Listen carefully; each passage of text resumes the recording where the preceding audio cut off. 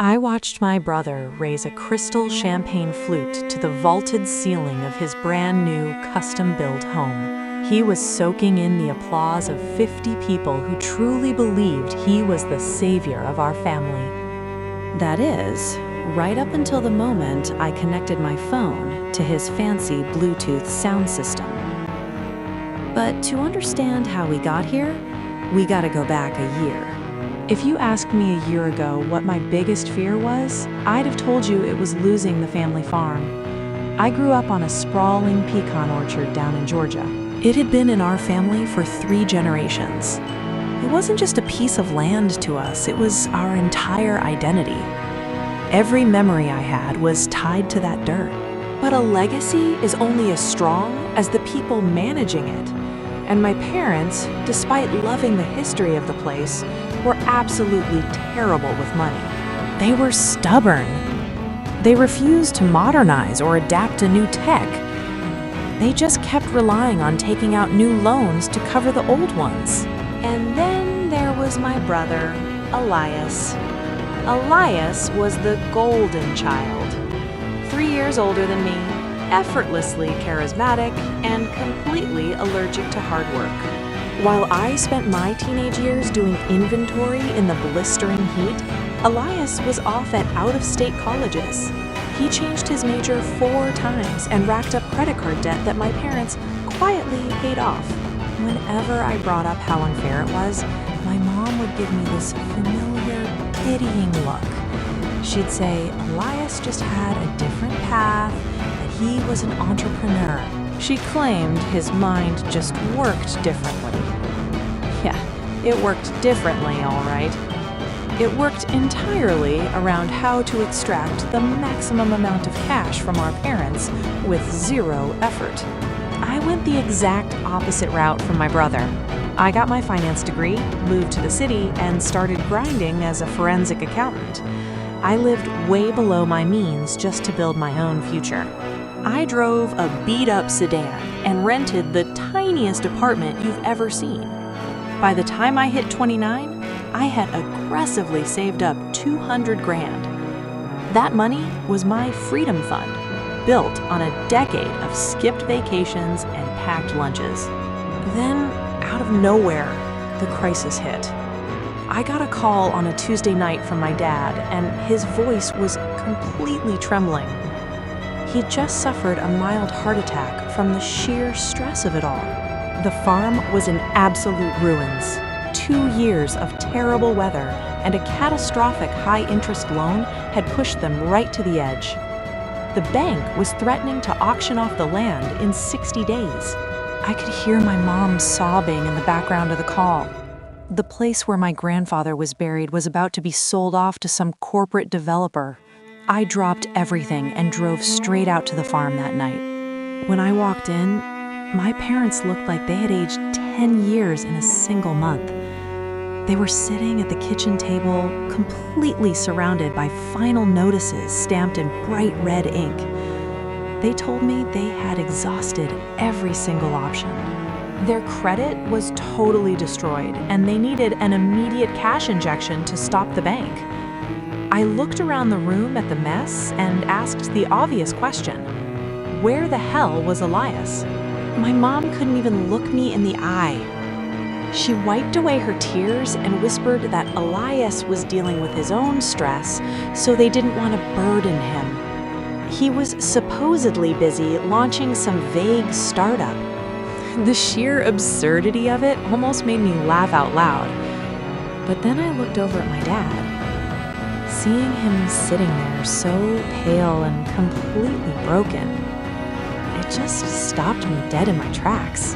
I didn't sleep a wink that night. I just lay there in my old childhood bedroom, staring up at the ceiling and fighting a massive war within myself. I knew what I had to do, but letting go of my life savings made me physically sick. When the sun came up, I knew what I had to do. I sat them back down at that same kitchen table. Looking at how broken they were, I just couldn't let them lose everything. I looked them dead in the eye and told them I'd clear the debt. I was going to wire them my entire life savings. $200,000. Just gone in an instant. My mom completely broke down, crying and calling me her angel. My dad was sobbing too, just gripping my hand so tight. He promised me they'd pay back every single cent as soon as they got back on their feet. But I had two strict conditions for the bailout. First, I was taking over their business plan, so this would never happen again. Second, they couldn't tell the extended family it was me, because I didn't want relatives begging me for handouts. I went back to my apartment and initiated the wire transfer. Just like that, the foreclosure was halted and the farm was officially saved. It was the scariest button I've ever clicked.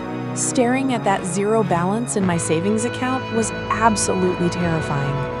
My entire freedom fund was just wiped out. But honestly, I felt this deep, profound sense of pride knowing I did the right thing. 2 months later, Thanksgiving rolled around. The whole extended family gathered out at the farm, and the mood was lighter than it had been in years. The threat of losing the land was finally gone. We were all sitting around the massive dining table, just enjoying the night. Then my Uncle Jerry clinks his glass with a fork and stands up. He smiled warmly and looked straight down the table. But he wasn't looking at me. He was looking right at Elias. He raised his glass and toasted my brother, thanking him for stepping up and securing the funding to save the family legacy. I completely froze with my glass halfway to my mouth. I looked over at my parents, expecting them to say something, but my mom just stared at her plate, and my dad wouldn't even make eye contact. So Elias stood up, wearing this ridiculous designer sweater, and flashed this perfectly practiced, humble smile.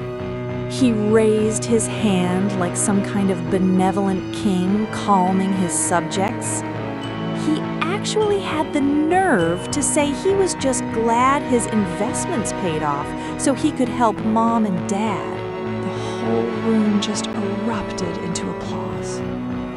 Aunts, uncles, cousins, they were all beaming at him, patting him on the back like he was our savior. I just sat there completely paralyzed. The sound of them clapping was ringing in my ears like a siren, and I literally couldn't breathe. I looked over at my mom again, begging her with my eyes to say something. She finally looked back at me, and then she gave me this tiny, pleading little shake of her head. It was a silent command. Just stay quiet and let him have this. I didn't cause a scene right then and there. I somehow survived the rest of that dinner in a total dissociated haze. But the second the plates were cleared, I cornered my mom in the pantry. I demanded to know what the hell was going on. She pulled me into the corner, shushing me frantically like I was the one doing something wrong. She whispered that it just sorta happened. Uncle Jerry assumed it was Elias because he'd been talking up his fake business ventures. And they just didn't correct him. My chest was so tight with anger I could barely speak. I asked her how she could let him take credit for my life savings. How could she let him stand there and soak up a toast for my sacrifice? It was sickening. Her eyes filled up with these defensive tears. She threw it right back in my face, saying I was the one who wanted to be anonymous. She said Elias had been struggling with his confidence and needed a win. And then she actually begged me not to be petty. I just stared at her, completely disgusted. Don't be petty. That's what she called my desire for basic honesty. I didn't even argue. I just walked out of the house, got in my car, and drove straight back to the city. I didn't speak to them for a month. But as the weeks went by, this cold, nagging unease started settling in my stomach. Something just didn't add up. Elias started posting photos online wearing a brand new Rolex. Then he bought a luxury SUV. And then came the ultimate announcement. Elias was buying a massive, custom-built house in a gated community. I knew his financial reality. He didn't have the credit score to buy a used bicycle. There was no way he had the liquid capital for a down payment like that. The forensic accountant in me finally woke up. I decided I was done taking my parents at their word. It was time to look at the actual paper trail. I logged on to the county clerk's public records database. I typed in the parcel numbers for the family farm. I needed to see exactly how the bank handled that foreclosure release. I pulled the specific legal documents regarding the commercial lien on the property.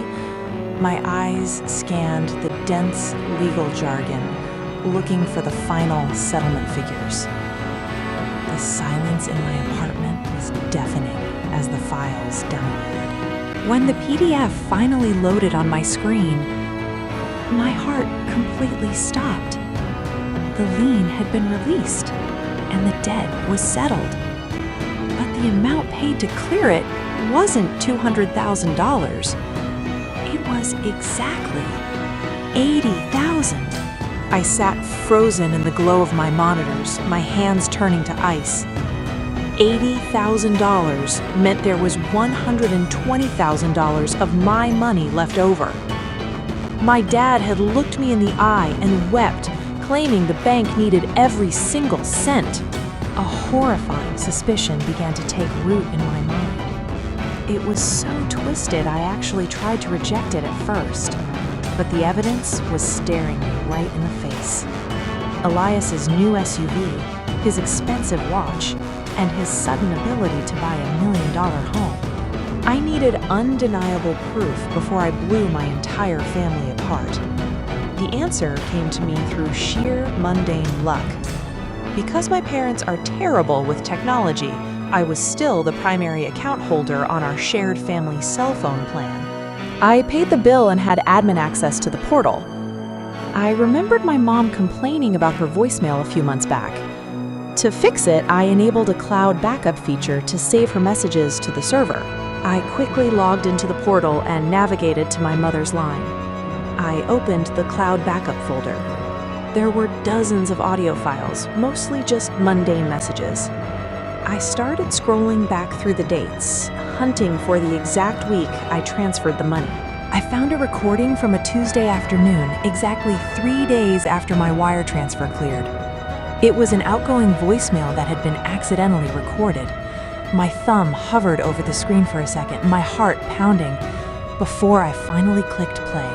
I hit play, and the audio was a little muffled but perfectly clear. It was my mom's voice, leaving a message for Elias. She was telling him the second wire transfer just hit his escrow account. Then I heard a door open on the recording, and my dad asking if it was the bank. My mom told him no. She was just leaving a message for Elias. She said the title company got the $120,000 and he could close on the house. Then my dad let out this heavy, nervous sigh. He actually said, "Thank God she gave us the full $200. He knew if I found out they only needed $80 for the taxes and gave Elias the rest, I'd kill them." And then came my mom's laugh. It was this short, dismissive little chuckle that made my blood run absolutely cold. She said I was never gonna know and that it was a total win-win. The recording ended with a beep. I just sat there in the dark, staring at my screen. I didn't cry and I didn't scream. I just felt something inside me completely snap, severing every tie of guilt I ever had. They didn't just lie to protect his fragile ego. They orchestrated a calculated, premeditated theft.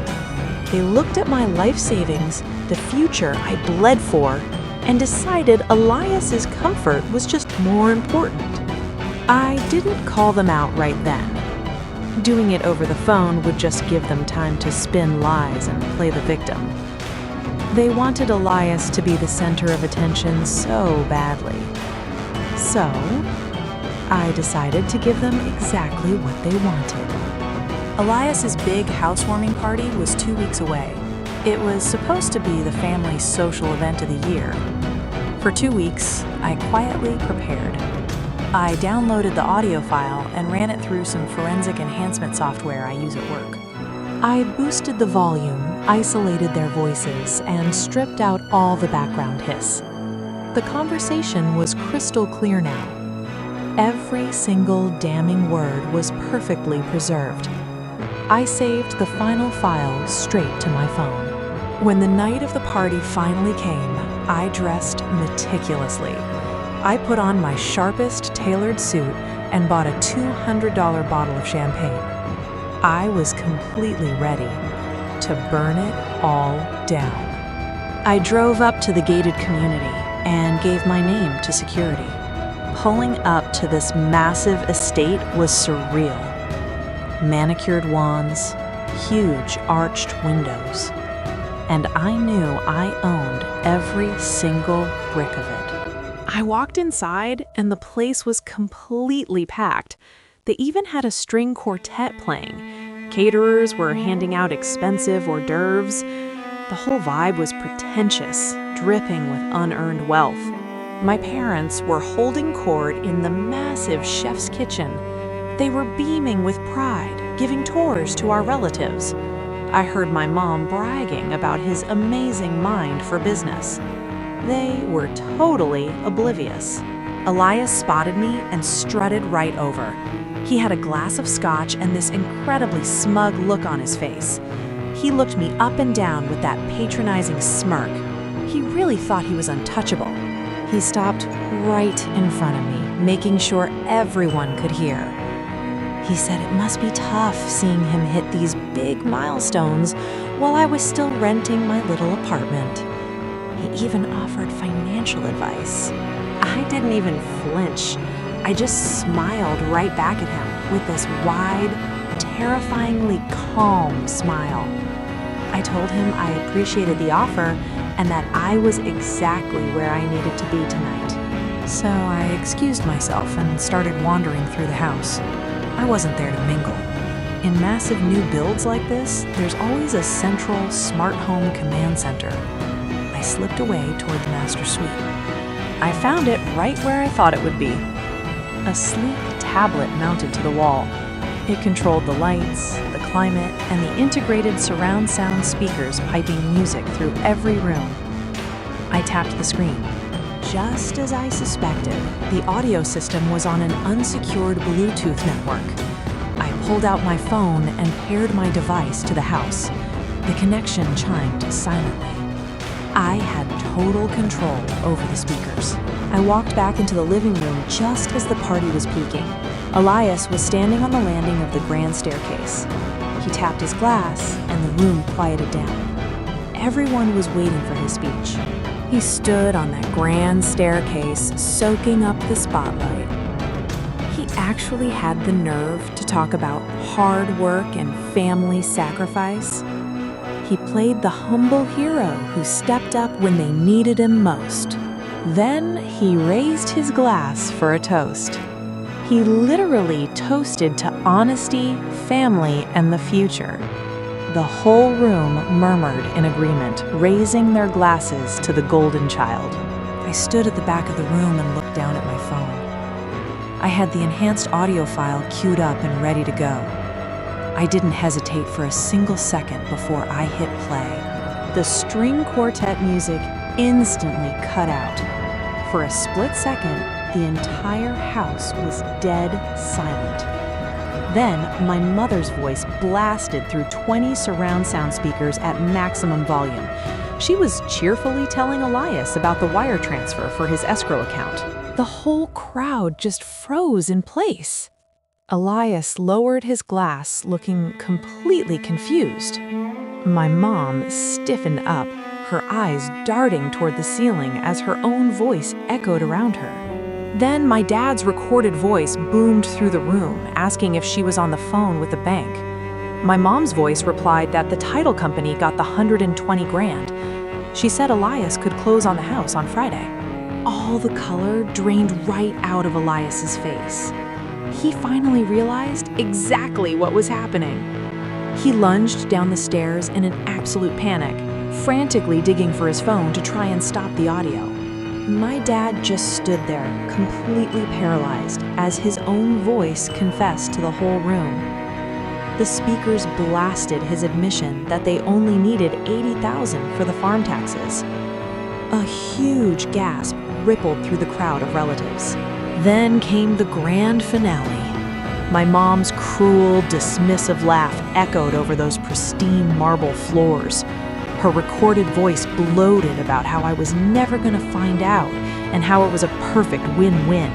The recording ended, paused for 2 seconds, and then started looping right from the beginning. Elias was screaming at a caterer to cut the power. My mom dropped her glass and it shattered all over the floor. I stepped forward and the crowd literally parted for me. No one dared to say a single word. The only sound left in that massive room was the recording playing for a third time. It cemented every single word of their betrayal into the minds of everyone present. I stopped directly in front of my parents. My mother reached out a violently shaking hand toward me. Her face was completely pale and streaked with tears. She choked out this desperate little whisper, begging me to just let them explain. I didn't lower my voice at all. I told them there was absolutely nothing left to explain. I made sure the entire room heard every word. I told them they stole my life savings just to fund his ego. They manipulated my love for our family and forced me to sit there while they praised him for my sacrifice. Then I turned my gaze to Elias. He was slumped at the bottom of the stairs, completely stripped of his manufactured glory. I told him to enjoy the house while he could. I let him know my lawyer would be filing a civil suit for fraud and embezzlement first thing Monday morning. I suggested he not get too comfortable. I didn't even wait for a response. I turned on my heel and walked straight toward the heavy oak front doors. Right at the threshold, I paused and looked back at the sea of stunned relatives. I loudly wished them all a wonderful evening. I told them the host was a fraud, the owners were thieves, and the drinks were watered down. I walked out into the cool night air. The heavy wooden doors closed behind me, cutting off the chaotic screaming that instantly erupted inside.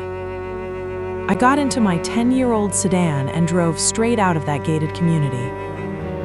For the first time in my entire life, I didn't feel the weight of my family crushing me. I felt light.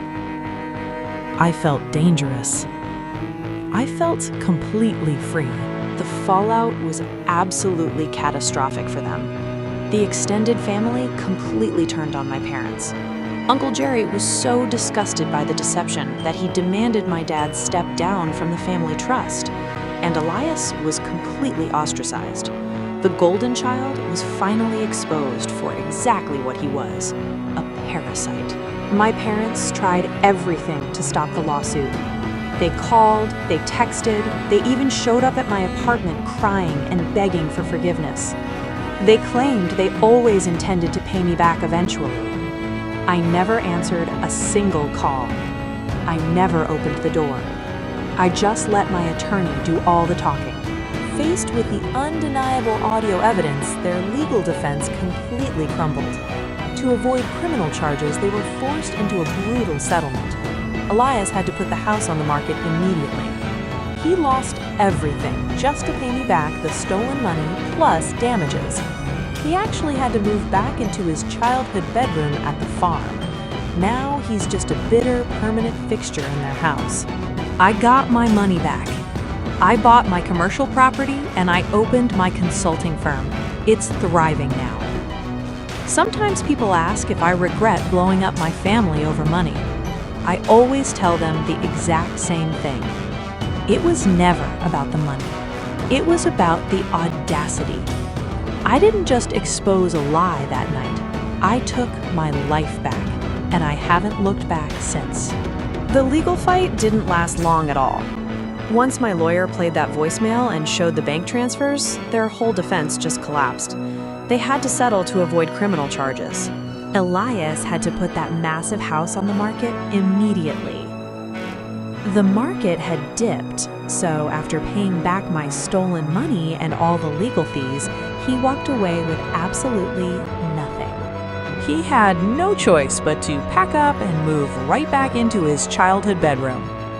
Now, the golden child is just a bitter guy living down the hall, blaming them for ruining his life. My parents are basically drowning in the reality of what they did.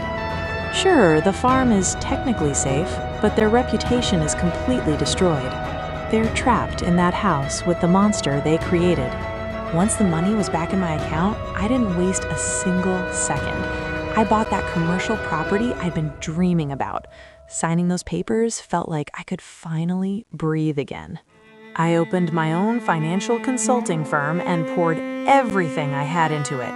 All those late nights and skipped vacations finally paid off. The business didn't just survive, it totally thrived. Sometimes people hear the rumors and ask if I regret doing it so publicly. They want to know if blowing up my entire family over money was really worth all the collateral damage. I always tell them it was never about the money. It was about the audacity. They actually thought I'd sit quietly in the dark while they warmed themselves by the fire of my burning future. I didn't just expose a massive lie that night. I cut the strings of obligation that had tied me down my whole life. I learned that family is never an excuse for abuse. Today, my life is entirely my own. I built this on hard work and the truth, and nobody can ever take the credit for it. I took my life back, and I haven't looked back since.